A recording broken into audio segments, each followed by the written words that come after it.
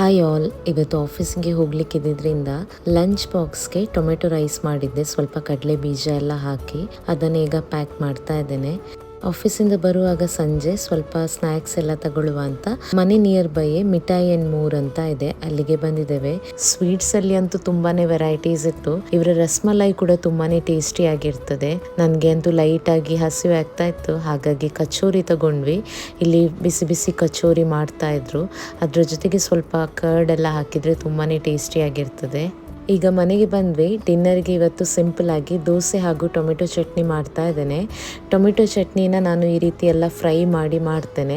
Taste ಕೂಡ ತುಂಬಾ ಚೆನ್ನಾಗಿರ್ತದೆ. ಈ ಚಟ್ನಿ ಅಂತೂ ಹಸ್ಬೆಂಡಿಗೆ ತುಂಬಾ ಫೇವ್ರೇಟ್.